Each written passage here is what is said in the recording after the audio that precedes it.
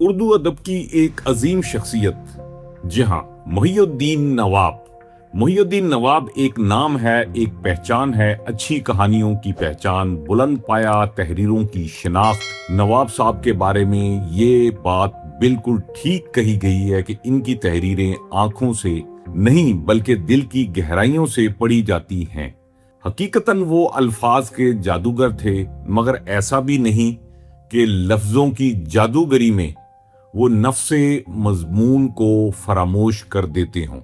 اگر دیکھا جائے تو ان کی ایک کہانی، یعنی کہ ایک کہانی میں کئی داستانیں بکھری نظر آتی ہیں۔ نواب صاحب کا قلم بلا شبہ معاشرے کے جسم پر ایک تیز نشتر کی حیثیت رکھتا ہے، جو اپنے عملے جراحی سے انہیں کھولتا چلا جاتا ہے۔ پھر ایک وجود پر کئی چہرے دکھائی دیتے ہیں، کالے چہرے، آدھے چہرے۔ نواب صاحب کو اگر معاشرے کا تلخ ترجمان کہا جائے تو بے جا نہ ہوگا۔ ان کا مشاہدہ وسیع اور قلم میں بے پناہ سچائی نظر آتی ہے۔ معاشرے کا کوئی پہلو ان کی آنکھوں سے اوجھل نہیں تھا۔ لکھنے کے معاملے میں وہ بڑی گہری نظر رکھتے تھے اور ایک عام سی کہانی میں بہت بڑی بات کہہ جاتے تھے۔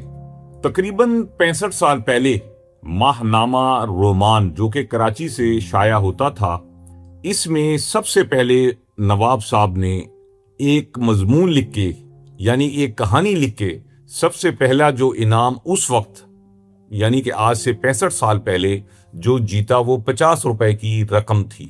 اس وقت یہ ایک رقم بڑی حیثیت رکھتی تھی۔ اس کے بعد نواب صاحب ایک سے بڑھ کے ایک کہانی لکھتے گئے۔ 1974 میں لاہور میں دیبا خانم کے نام سے بھی ناول لکھا کرتے تھے۔ محی الدین نواب کی سب سے بڑی پہچان ان کا ناول دیوتا ہے، جسے دنیا کی طویل ترین کہانی تسلیم کیا جاتا ہے۔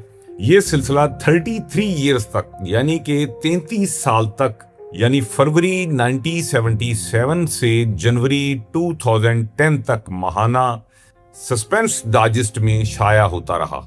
یہ کہانی بیسیکلی فریاد علی تیمور کی فرضی خود نوشت ہے، جو اپنی ٹیلی پیتھی کی طاقت سے دنیا بھر کے جرائم پیشہ گروہوں، بین الاقوامی ایجنسیوں جیسے سپر ماسٹر اور انڈر ورلڈ مافیا کا مقابلہ کرتا ہے۔ یہ ناول 56 جلدوں پہ مشتمل ہے اور اس میں 1 کروڑ سے زائد الفاظ کا استعمال کیا گیا۔ نواب صاحب نے 600 سے زائد کہانیاں اور ناول لکھی۔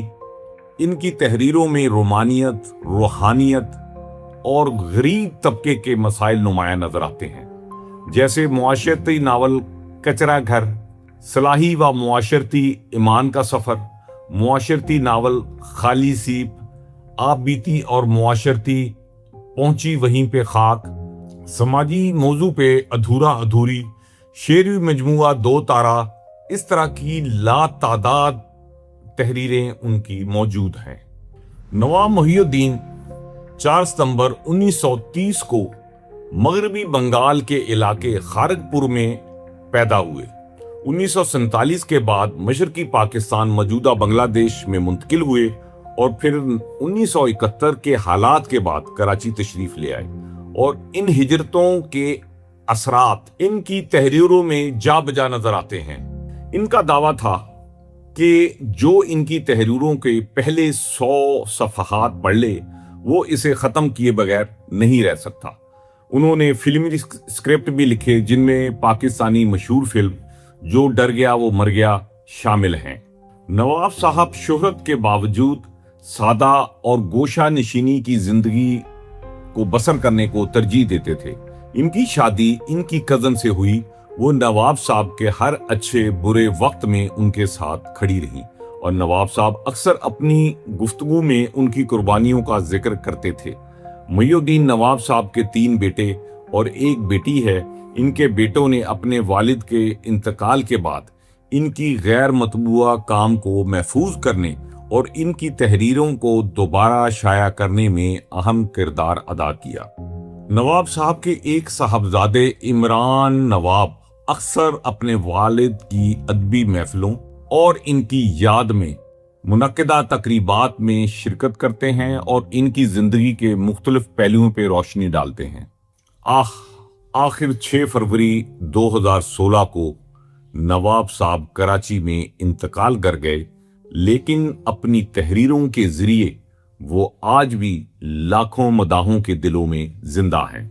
آسماں تیری لحد پر شبنم افشانی کرے، سبزائے نورستہ اس گھر کی نگہبانی کرے۔ اس کے ساتھ ہی اجازت دیجیے، اللہ آپ کا و ہمارا حامی و ناصر ہو۔ اللہ حافظ۔